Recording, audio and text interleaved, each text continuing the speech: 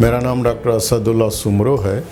मैं यहाँ Altamash general hospital में माहिर अमराज़ क़ल्ब और हार्ट फेलियर स्पेशलिस्ट हूँ। पिछले हफ्ते हमने दिल के सुराखों के बारे में तफसील के साथ गुफ्तगू की थी और आज जो हम दिल के मुख्तलिफ़ सुराखों के इलाज के मुतालिक जो है वो तफसील से गुफ्तगू करेंगे। इलाज पर जाने से पहले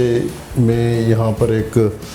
तस्वीर के थ्रू आपको समझाना चाहूँगा कि जो दिल होता है उसमें 4 खाने होते हैं, 2 ऊपर होते हैं और 2 नीचे होते हैं, 2 लेफ़्ट साइड पर होते हैं और 2 राइट साइड पर होते हैं। तो कुदरत ने कुछ ऐसा सिस्टम रखा है कि ये जो भी खाने हैं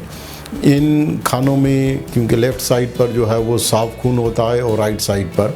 गंदा खून होता है, डीऑक्सीजनेटेड ब्लड होता है। तो कुदरत ने उनके बीच में एक दीवार खड़ी की हुई है और ये दीवार की वजह से साफ़ खून गंदे खून में नहीं जाता और गंदा खून साफ़ खून में नहीं जाता। लेकिन कुछ ऐसी पैदाइशी डिफेक्ट रह जाते हैं, जैसे ये सेप्टम है, जो अपर चैम्बर्स के बीच में सुराख होते हैं, जहाँ कोई डिफेक्ट रह जाता है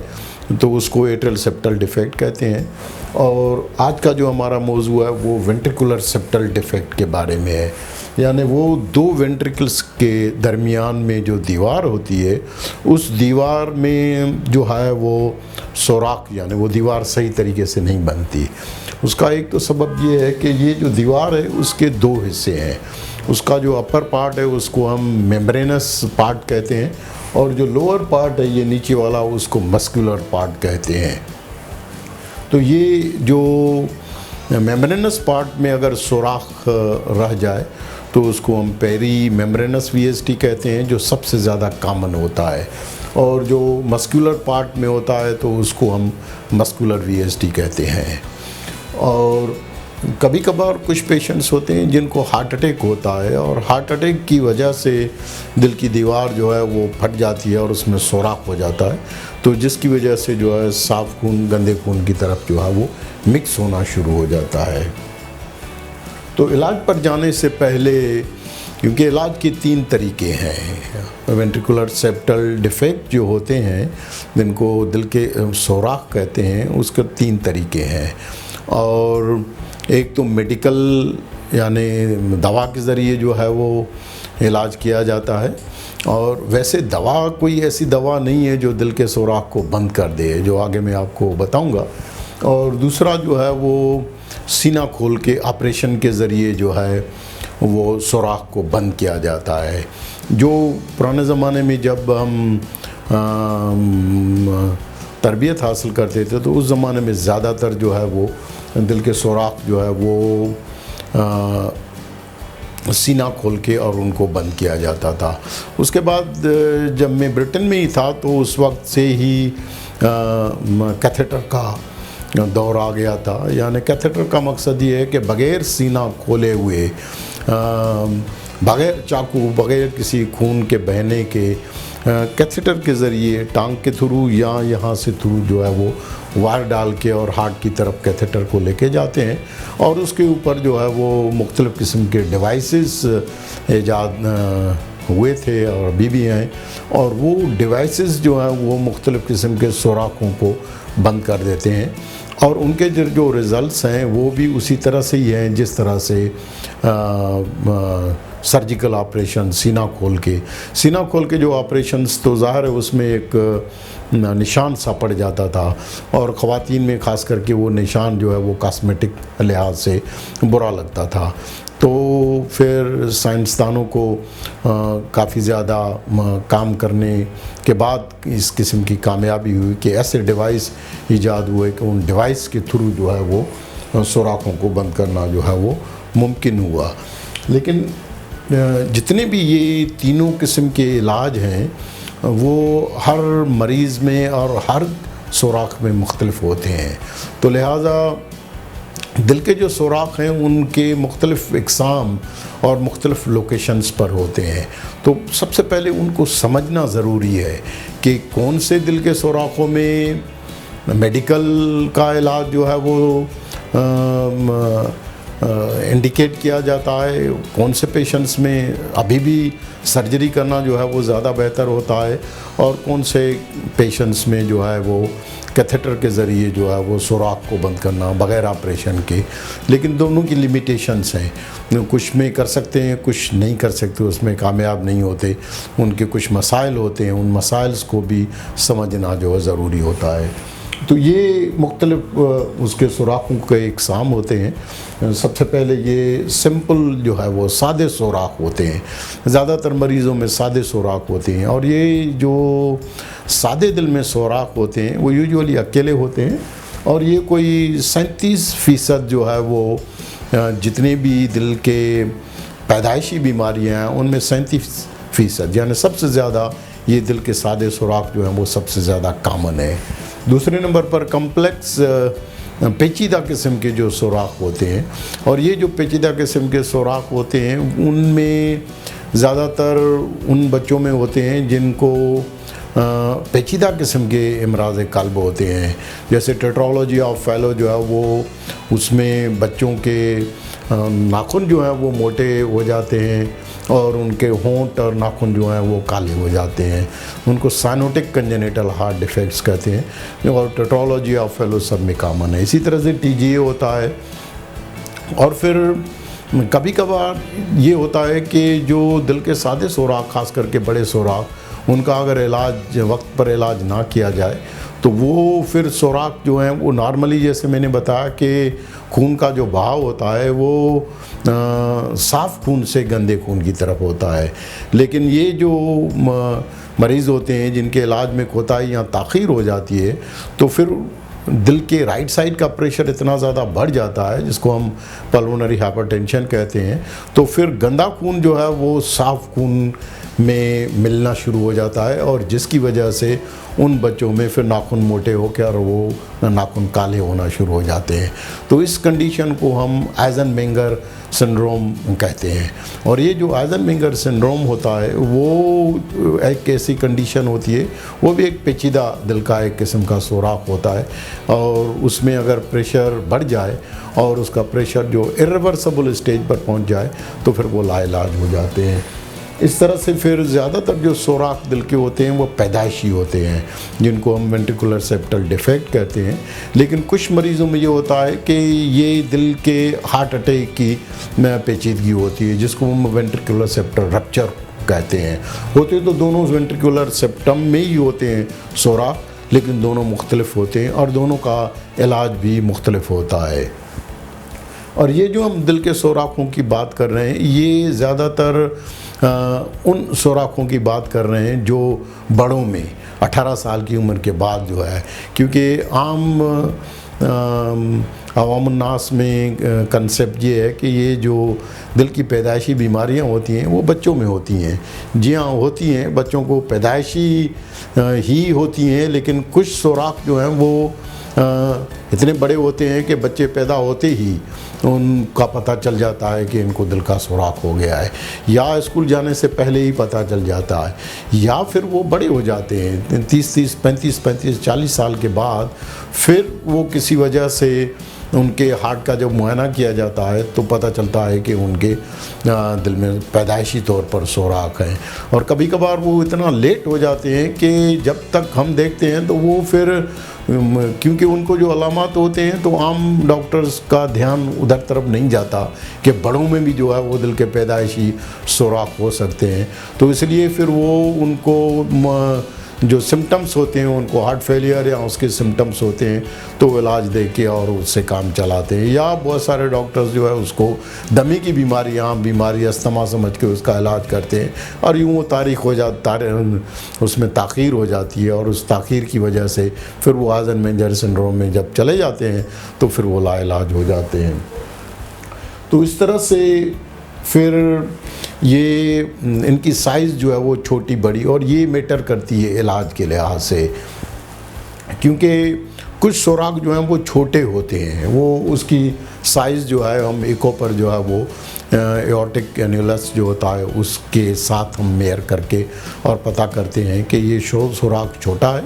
ये दरमियाना है या बड़ा सुराख है। ये बहुत ज़रूरी है सुराख का, क्योंकि उन सुराख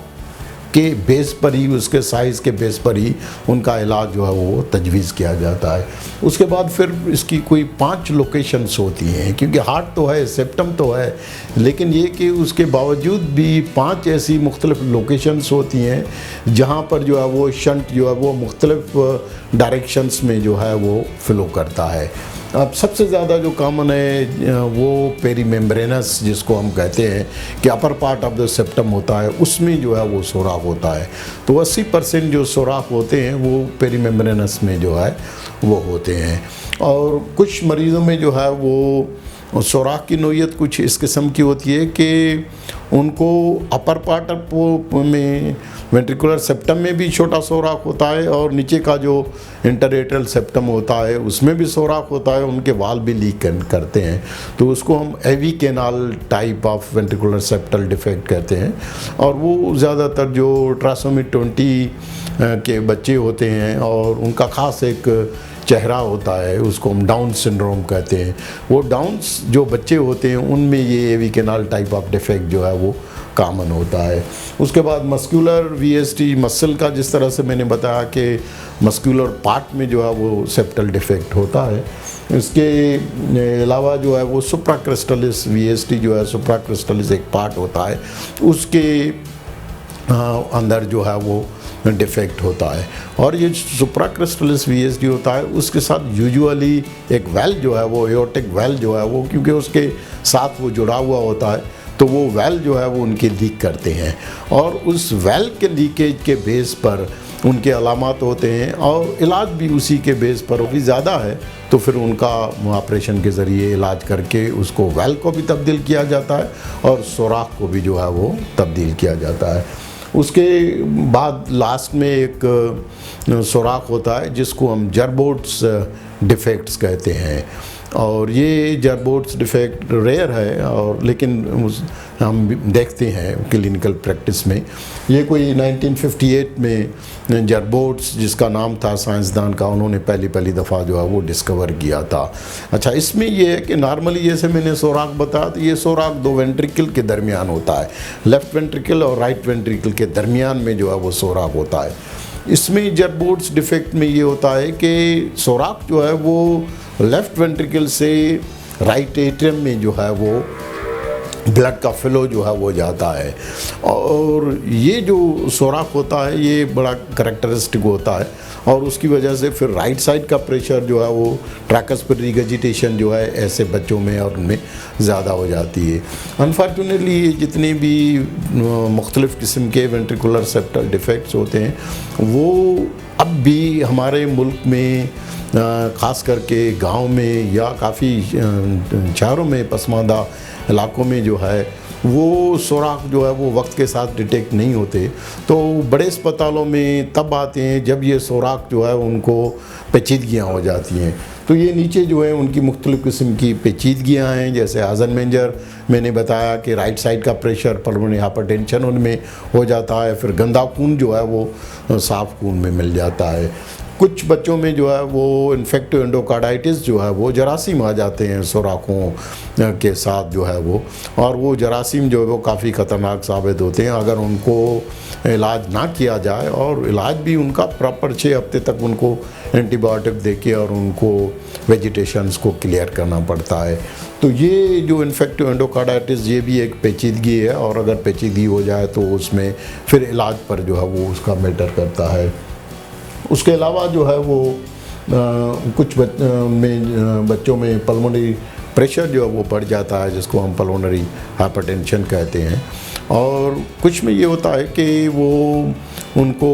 कंप्लीट हार्ट ब्लॉक यानी कि एरिथमियाज वगैरह होती हैं, एट्रियल फिब्रिलेशन हो जाती है और कुछ में फालिज हो जाता है। और वो फालिज की वजह जो है एक तो ये कि दिल की रफ्तार गैर मुंतज़म हो जाती है, एट्रियल फिब्रिलेशन की वजह से जो है वो क्लॉट जो है बन के और ब्रेन में और जो मुख्तलिफ जिस्म के मुख्तलिफ हिस्सों में। और कुछ मरीज़ों में ये होता है कि उनके खानों में क्लॉट जो है वो जमा हो जाते हैं और वो क्लॉट जो है वहाँ से टूट के, या जो इन्फेक्टिव एंडोकार्डाइटिस के पेशेंट्स होते हैं तो उनमें जो है वो वहाँ से वेजिटेशन अगर बड़ी है तो वहाँ से वो टूट के और दिमाग में और बॉडी के मुख्तलिफ जगहों में जाके और वो शरीयानों को नुकसान पहुँचाते हैं। अब आते हैं हम ट्रीटमेंट पर। ट्रीटमेंट जिस तरह से मैंने बताया कि मेडिकल ट्रीटमेंट का मकसद ये नहीं है कि हम कोई ऐसी दवाएं या दवाओं का कोर्स या कोई इंजेक्शन्स या कोई ड्रिप्स वगैरह दे के और उनके सुराखों को बंद करते हैं। नहीं, ये समझना बहुत ज़रूरी है, क्योंकि इसलिए कि जो दिल के सादे सुराख होते हैं जो सबसे ज़्यादा कॉमन है, और जो छोटे सुराख होते हैं वो वाले सुराख जो हैं और जिनमें सुराख की बावजूद उनमें अलामत नहीं होता, उनमें पल्मोनरी हाइपरटेंशन डेवलप नहीं होता, तो इस किस्म के जो सुराख हैं ये 85 से 90% बच्चों में खुद ब खुद 1 साल से 5 साल की उम्र तक खुद ब खुद बंद हो जाते हैं।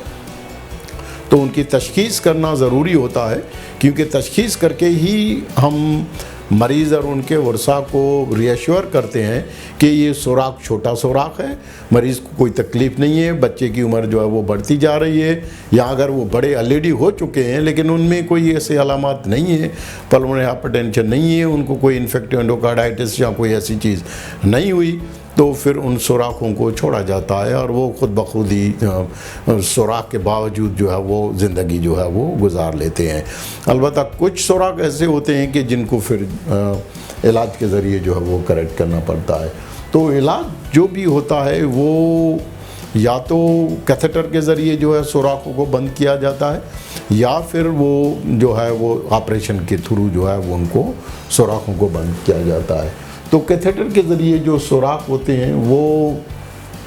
वो वाले सुराख होते हैं जिनकी साइज़ जो है वो मीडियम साइज़ हो, और या बड़े किस्म के सुराख हो, लार्ज सेप्टल डिफेक्ट हो, तो वो जो सुराख हैं उनको हम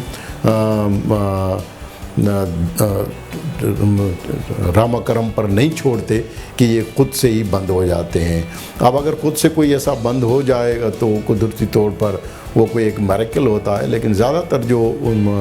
दरमियाने सुराख या जो बड़े सुराख होते हैं वो उनमें ख़तरा ये होता है कि अगर उनको बंद ना करो, उनको छोड़ दो, तो फिर उनमें पल्मोनरी हाइपरटेंशन डेवलप करके और फिर आइजनमेंजर सिंड्रोम होने का जो है वो ख़तरा होता है। लेकिन कुछ ऐसी कंडीशंस होती हैं जिसमें यानी कंट्राइंडिकेशन, क्योंकि बहुत सारे मरीज़ जो हैं जब उनको पता चलता है कि ये कैथेटर के ज़रिए सुराख बगैर ऑपरेशन के बगैर सीना खोले जो है वो मुमकिन है, तो फिर वो डॉक्टरों पर जो है वो वाज़े करते हैं कि हम इस किस्म का इलाज जो है वो करवाना चाहते हैं। लेकिन कुछ ऐसे कंडीशंस होती हैं जिनमें वो कंट्राइंडिकेटेड उसको नहीं करते।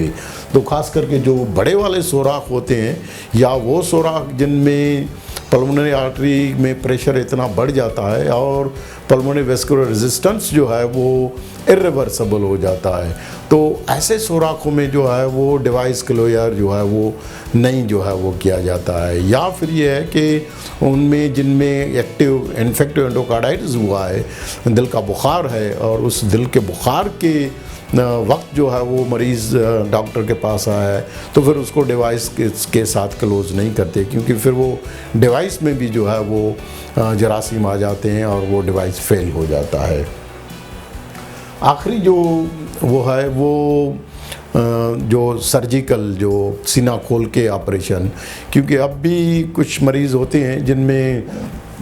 जैसे मैंने बताया कि कैथेटर के ज़रिए जो है वो नहीं क्लोज़ कर सकते, या कैथेटर की सहूलतें मौजूद नहीं है। हमारे मुल्क के या बाकी भी मुल्कों में बहुत सारी ऐसे जगह हैं जहाँ पर हर जगह ऐसे एडवांस या स्पेशलाइज अस्पताल नहीं हैं, और डिवाइस ऑफ कोर्स महंगे भी होते हैं, और प्राइवेट सेक्टर में अगर वो करवाना चाहें तो महंगे पड़ते हैं, तो वो नहीं अफोर्ड कर सकते। तो फिर जो सहूलत मौजूद होती है तो फिर उसका सीना खोल के और उनके ऑपरेशन किया जाता है। लेकिन सर्जिकल जो है वो उसका एक प्रॉब्लम ये है कि सर्जरी जब हो जाती है तो ज़्यादातर मरीज़ों में एक मुगालता होता है कि ये बीमारी से क्योर हो गए हैं, और फिर वो फॉलोअप नहीं करते, वो बड़े हो जाते हैं या सर्जरी के बाद तो फिर वो डॉक्टर को नहीं दिखाते, क्योंकि वो उनके जहन में ये है कि ऑपरेशन करके और वो मर्ज़ को ख़त्म किया जाता है। लेकिन अनफॉर्चुनेटली ये जितने भी पैदाइशी सुराख वगैरह होते हैं उनमें सबसे सादा और सिंपल एट्रियल सेप्टल डिफेक्ट होता है। उसको भी अगर छोड़ दें इस तरह से या ऑपरेशन के बाद तो आगे चल के उम्र के साथ साथ फिर उनमें पेचीदगियाँ होना शुरू हो जाती हैं। तो इसी तरह से जो वेंट्रिकुलर सेप्टल डिफेक्ट जिनको बंद किया जाता है तो बंद होने के बावजूद ऑपरेशन के बाद भी फिर दोबारा हम चेक करके देखते हैं तो पता चलता है कि या तो सुराख जो है वो दोबारा हो जाता है या फिर ये है कि सुराख का एक छोटा पोर्शन जो है वो सूचर सही तरीके से ना लगने से या सूचर जो है वो टाका कोई खुल जाता है तो वो सुराख जो है वहाँ पर होता है। और चुनाचे हम फिर उसको छोड़ देते हैं इस तरह से तो वो फिर सुराख जो है वो उम्र के साथ साथ उनका हार्ट का प्रेशर बढ़ के और फिर जब तक अस्पतालों में आते हैं तो वो सुराख पल्मोनरी हाइपरटेंशन डेवलप करके और मरीज़ फिर लाइलाज हो जाते हैं। लिहाजा जो ये इस किस्म के पेशेंट्स होते हैं उनमें ऑपरेशन के बाद भी इन चीज़ों को जो है जहन में रखना ज़रूरी होता है कि ऑपरेशन कोई क्योर नहीं है और उनको डॉक्टर को और ख़ास करके वो नौजवान ख़वातीन जो हामला शादी के बाद हामला होना चाहती हैं तो हमल से पहले जो है अगर उनके बचपन में कोई ऑपरेशंस हुए हैं चाहे सादे सुराख हो चाहे कम्प्लेक्स वेंट्रिकुलर सेप्टल डिफेक्ट है जैसे टेट्रोलॉजी या फैलो है तो उनमें फिर पेचीदगियाँ होना शुरू हो जाती हैं तो उनको हमल से पहले अपना चेकअप करके और मुआयना करवाना चाहिए ताकि पता चले कि वो हामला होने से कहीं उनका हमल या उनके बच्चे ज़ाया तो नहीं होंगे। तो ये इन चीज़ों का जो है वो ध्यान में रखना जो है वो ज़रूरी होता है। और बुखार जो दिल के पैदाइशी सुराखों वाले मरीज़ होते हैं उनके ऑपरेशन के बाद भी कभी कभार ये होता है कि उनकी पेचीदगियाँ हो जाती हैं, उनको कार्डियक टैम्पोनाड होने के चांसेस होते हैं, उनको इन्फेक्शन होके और वेंट्रिकुलर सेप्टल में के साथ जो दीवारें होती हैं उनमें जरासीम आके और इन्फेक्टिव एंडोकार्डाइटिस होने के। तो लिहाजा बुखार को भी इतना जो है वो ऐसे नहीं समझना चाहिए। फिर कुछ मरीज़ होते हैं जिनको सर्जरी करने से उनका जो एरिया होता है जहाँ सूचर लगाते हैं तो वो एरिया डैमेज होके और कंप्लीट हार्ट ब्लॉक हो जाता है, फिर उनको हमें बैटरी लगानी पड़ती है एक्स्ट्रा किस्म की ताकि वो कंप्लीट हार्ट ब्लॉक की वजह से जो है उनको अलामत ना हो उनमें। या जिनमें फालिज होने का इम्कान होता है तो फिर उनको अगर एट्रियल फिब्रिलेशन हो गई है या क्लॉट बन रहे हैं तो फिर उनको वारफरीन नाम की दवाएं देके और उसके थ्रू जो है उनके फालिज से बचाने की कोशिशें की जाती हैं। तो ये सुराखों के बारे में जो है वो मैंने तफसील से गुफ्तगू की। और ये जो दिल के सुराख होते हैं इनकी जो तशख़ीस यूजुअली जो है ये जिसको हम दिल का म्याऊं म्याऊं कहते हैं और ये जो दिल का म्याऊं म्याऊं उसको मरमर्स होते हैं। ये मरमर्स जो हैं वो ज़्यादातर अगर फिजिशियन माहिर है तो ज़्यादातर मरीज़ों में मुख्तलिफ़ किस्म के दिल के सादे सुराख या पेचीदा सुराख जो हैं वो इस स्टेथोस्कोप से जो है वो देख के और होगी और उसके बाद जो गोल्ड स्टैंडर्ड होता है तो उसमें इकोकार्डियोग्राम करके और उससे जो है वो कंफर्म किया जाता है। मैं यहाँ अल्तमश जनरल हॉस्पिटल में सुबह और शाम क्लिनिक करता हूँ और ख़ास करके दिल की सांस की बीमारी हार्ट फेलियर की के मरीज़ जो है वो दिलचस्पी से देखता हूँ। तो अगर किसी को कंसल्टेशन की ज़रूरत हो मशा सकते हैं और मशवरा भी कर सकते हैं।